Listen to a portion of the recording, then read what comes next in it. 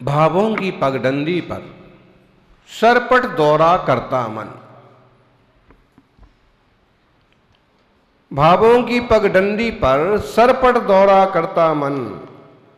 भावों ही भावों में कर्म संजोया करता मन।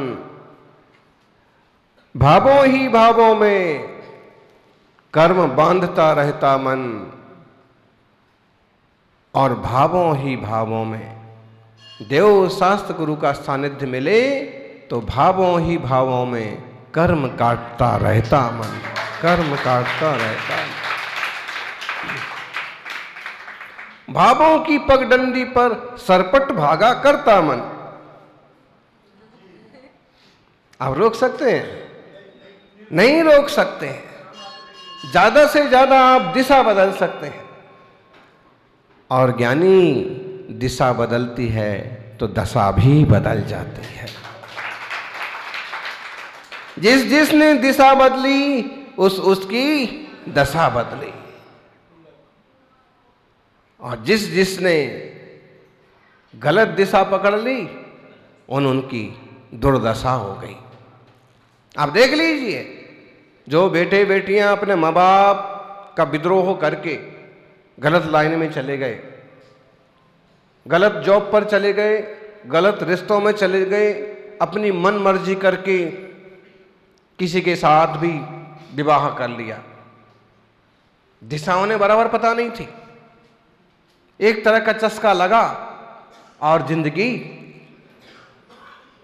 और अक्सर कर उसमें ढेर सारे कांटे और परेशानियां ही हाथ लगती हैं। एकाध कोई होगा कि सुखी और सक्सेस हो।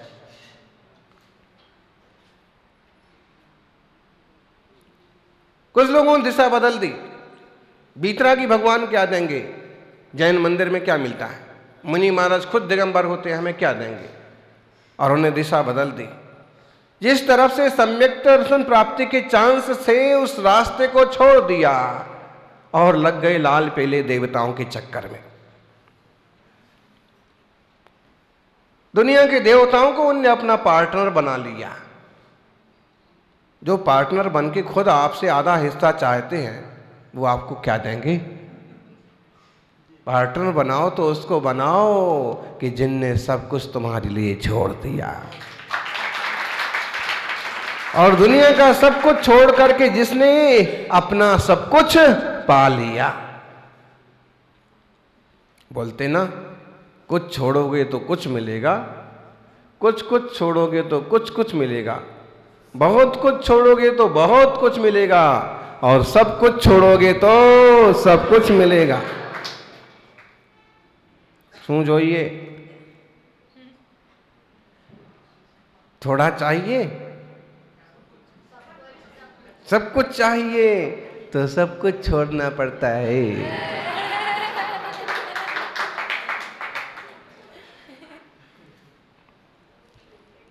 मुनि राजों को देखिए ना, और मुनि राजों ने तो जितना कुछ छोड़ा है उतना कुछ पाया है। आर्यका वर्ग को देखिए, जितना छोड़ा है उतनी सुख शांति सहजता पाई है।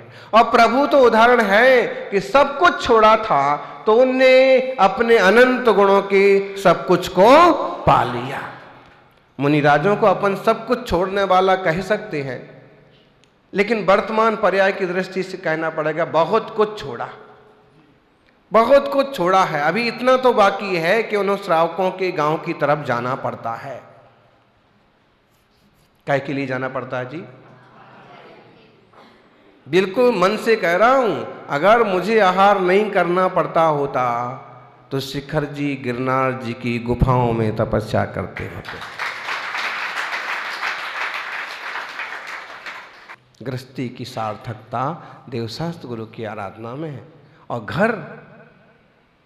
घर की पवित्रता तो पवित्र जीवन जीने वाले साधु का चरण लग जाने में है। तो महाराज जी, इसीलिए तो हम आपसे कहते हैं कि बस इस कॉलोनी में बस 10 घर छोड़ के ही हमारा घर है। और रास्ते चलते हम कितना बोलते हैं कि आप एक बार हमारे घर चलो, आप चलते ही नहीं हो। अब साधु के पांव लगने से घर पवित्र होता है और आपको कहते हैं और आप जाते नहीं। आधा किलोमीटर ही तो है, जिस रास्ते से आपको जाना है वहां से 1 किलोमीटर ही तो है हमारा घर, और आप चलो हमारे घर में पांव लगा दो। ज्ञानी इतने सस्ते भी नहीं हैं, इतने सस्ते भी नहीं हैं कि तुम्हारे 1,00,000 2 लाख के चक्कर में आ जाएं। तो महाराज 5 लाख दे देंगे आप कहो तो, और यहां 1,00,000 5 लाख की बात ही नहीं है। तू तो बस जिसकी कोई कीमत नहीं है ऐसा श्रावक धर्म का निर्वाह कर, शुद्ध आहार तैयार कर, पड़गाहन कर, तो जो किसी लोभ में आने वाले नहीं हैं, विधि मिल जाएगी तो वो तपस्वी तुम्हारे घर में आ जाएंगे। आदिनाथ स्वामी को क्या लोभ था? कितनी गलियों में घूमे, कितने मोहल्लों में घूमे, कितने नगरों में घूमे, और अंततः कहां पहुंचे जी? हाँ जी, कहां पहुंचे? हस्तिनापुर पहुंचे। ऐसे ही घुस गए महल में। पिछले जन्म का परिचय है तो ऐसे ही चले गए कि चलो चलो तुम तो बस हमारी 9 भाव पहले था, 5 भाव पहले पत्नी थी तो हमारे भोजन के प्रबंध कर, ऐसे ही चले गए क्या? ओही जीव को ख्याल आया, श्रीमती के जीव को ध्यान में आया, जाति स्मरण हो गया। आत्मा कोई मिटता नहीं है, आत्मा मरता नहीं है। ये दूसरे संप्रदाय वाले भी बोलते हैं, दूसरे धर्म वाले, जातस्य ही ध्रुवो मृत्यु ध्रुवो जन्म मृतस्य च, जो जन्म लिया है वो मरता है, लेकिन आत्मा तो शाश्वत है। दूसरे लोग भी बोलते हैं। आजकल तो ढेर सारे सन्यासी पंडित पुजारी भी जैन धर्म के हिसाब जैसे प्रवचन करते हैं। अब मान्यता जिनकी जो भी हो, लेकिन ये तो बहुत लोगों की मान्यता है कि आत्मा मरता नहीं है। वो श्रीमती का जीव, वो वज्रजंगी पर्याय का जीव, वो आदिनाथ बन के आ गए। वो श्रीमती का जीव यहाँ इतने भाव परिवर्तन करके हर भाव में साथ साथ होता था। इस बार वह सोम का छोटा भाई श्रेयांश बन के जन्मा, और पड़गाहन के वक्त, पड़गाहन के दिन, उस रात में जो सपना आया, हमारे घर के आंगन में कल्प वृक्ष खड़ा है। मतलब क्या है जी?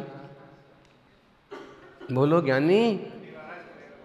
हमारे घर के आंगन में कल्प वृक्ष खड़ा है, हमारे घर के आंगन में सुमेरु पर्वत आया है, सूरज अपनी तेजस्विता को छोड़ दिया है, ऐसा तेजायमान पुरुष हमारे घर के आंगन में आया है। और सोम को पूछा, भाई को पूछा, उन्होंने कहा कि कुछ अद्भुत होने वाला है। और तभी भोर हुई, सूरज आसमान की ऊंचाई पर चढ़ा, 2-4 घड़ी बीती कि दिगंबर वीतरागी अवधूत महातपोधन समझ में आ गया। इसका मतलब क्या हुआ? बोलो जी। मंत्री जी, प्रधान जी और मंत्री जी, और दोनों को जोड़ दो तो क्या हो गया?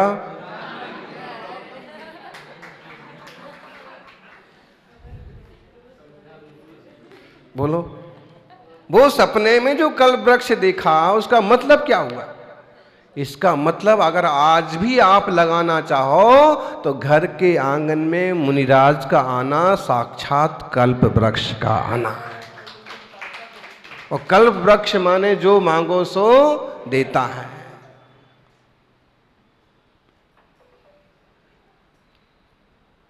देखो तो सही, वैसा उपयोग तो करके देखो, वैसा चित्त को निर्मल करके देखो। मन होता है तो दूर दूर तक श्रावक पड़गाहन करते हैं। कल भी हमारा 1-1.5 किलोमीटर तक जाना हुआ, और मन नहीं होता है ना तो पड़ोस वाले भी बहाने बनाने लग जाते हैं। यहाँ हैं ऐसे लोग पड़ोस में हों और मन बहाने बनाते हो? नहीं है, यहाँ नहीं होंगे, दिल्ली में नहीं होंगे। अच्छा, ग्रीन पार्क में नहीं है? अच्छा अच्छा अच्छा।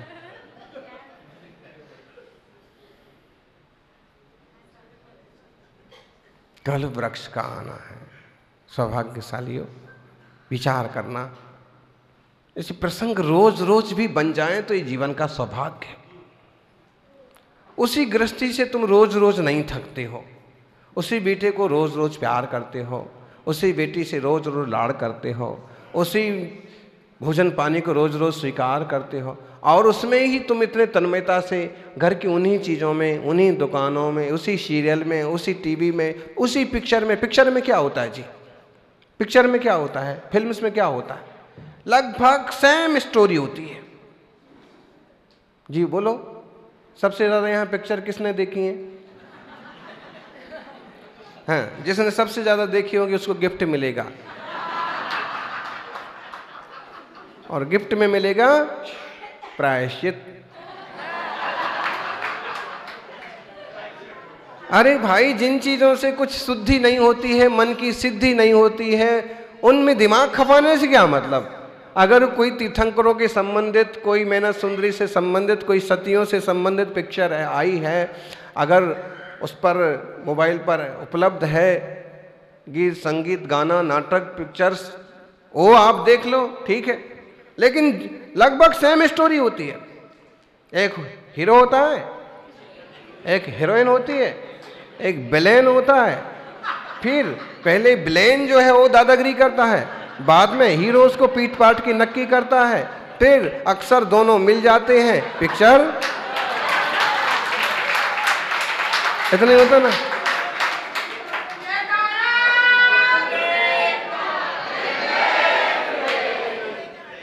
ऐसे ही होता है ना इस संसार में, तो ऐसे ही तो होता है, लगभग लगभग ऐसे ही होता है। आप चाहे कुछ भी कहो, वो बाहुबली है, अगर उसमें बाहुबली लिखा है, बाहुबली किया है, आखिरी में गोमटेश्वर बाहुबली का इतना सा हिस्सा भी जोड़ देते तो पिक्चर की सार्थकता हो जाती।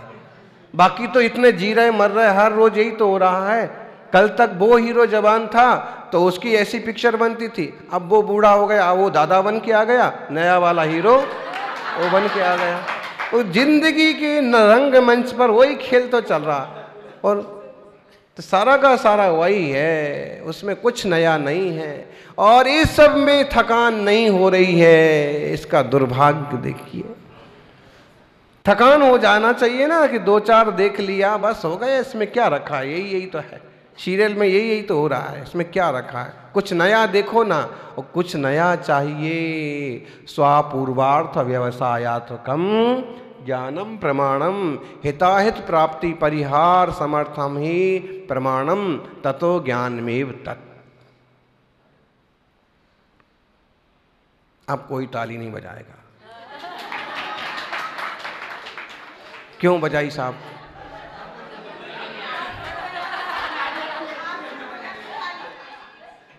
लेकिन ये कितने बढ़िया सूत्र हैं, आप गजब के सूत्र हैं। कौन से ग्रंथ के सूत्र हैं? परीक्षा मुख के, आचार्य माणिक्य नंदी ने, और उसमें लिखा कि अपूर्वार्थ, ज्ञान के लिए तो अपूर्वार्थ होना चाहिए, नया नया अर्थ होना चाहिए, नया नया आनंद होना चाहिए। तुम उस घिसे पिटे में ही मस्त हो। अरे उसके आगे देखो, अंतर्मुख हो तो जो बाहर बाहर आज तक देखने को नहीं मिला, वो अंतर्मुख होने पर देखने को मिलेगा। श्री जी के सन्मुख हो कभी? हैं? सूरज और चंदा भी जिनके सहारे हैं।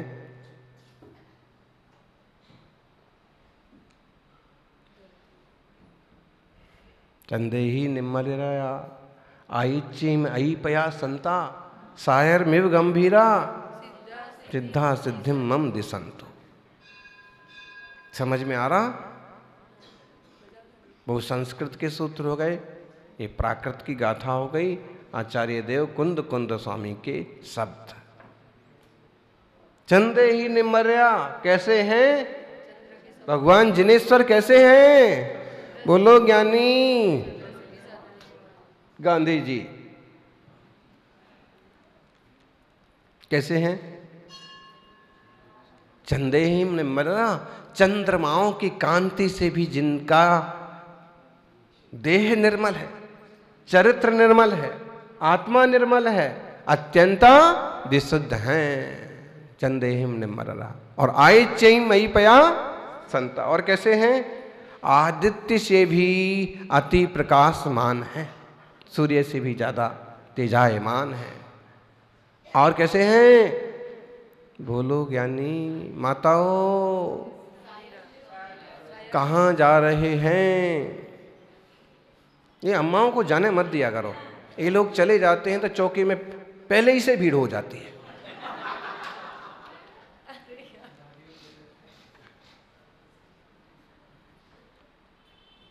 तो क्या हुआ? आयच्चहिम अहिपया संता, आदित्य से भी अत्यंत प्रकाशमान। आप कहोगे महाराज जी बात समझ में नहीं आती। भक्तामर में भी लिखा है कि भगवान की द्युति के सामने, तेज के सामने सैकड़ों हजारों सूर्यों का प्रकाश भी फीका पड़ जाता है। मतलब समझ में नहीं आता। ऐसा थोड़ी होता है, सूरज तो सूरज है और ऐसे चमकता है, भगवान ऐसे चमकेंगे, दिखेंगे कैसे? इतनी तेज रोशनी किसी को सहन कैसे होगी? लेकिन ये बात समझें कि उनकी जो चंद्रमा के समान उनकी निर्मलता होती है वो भी आंखों को भाती है, और जो उनकी सूरज से भी अधिक तेज होता है वो भी आंखों को भाता है। वो चुभने वाला प्रकाश नहीं होता है और न इस तरह से फैलता है कि जैसे सूरज का फैलता है। जहां वो बैठेंगे वहां ऐसा प्रभाव, ऐसा नहीं, अपितु वह ऐसा रोचक, ऐसा आनंदप्रद होता है कि सूरज को देखने से तो आंखों में जलन होती है, लेकिन जिनेश्वर रूपी सूरज को देखने से जन्म जन्म की जलन मिट जाती है। सूरज को देखने से आंखें चौंधे आ जाती हैं, और किसी किसी की आंखें तो ज्यादा टकटकी लगाओ तो चली भी जाती हैं, लेकिन जिनेश्वर को देखने से अंतर की आंखें खुल जाती हैं, भेद विज्ञान होता है। आयच्चे मयि पया संता सायर में गंभीरा। कैसे होते हैं जिनेश्वर? सागर से भी गंभीर। गंभीर लोगों का मार्ग है जी, छिछले लोगों का नहीं है। आजकल लोगों ने इसके ऐसे बांध दिया है, एकदम इस महासागर को तलैया बना दिया।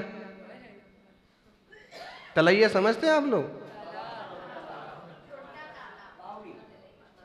छोटा तालाब, बावड़ी कह सकते हैं। बावड़ी तो फिर भी ठीक है, बावड़ी में तो एक होती है पाताल तोड़ होती है। कुआं और बावड़ी तो पाताल तोड़ होते हैं, छोटे ही होते हैं, तलैया से भी छोटे होते हैं, लेकिन उसमें पाताल तोड़ होने से क्या होता है कि नया नया पानी आता है। अगर हम कुएं बावड़ी से भी उपमा एक बार दें तो चल जाएगा, क्योंकि उसमें नया नया प्रमेय आता है, नया नया ज्ञान ऐसे अपन करेंगे। लेकिन तलैया जो होती है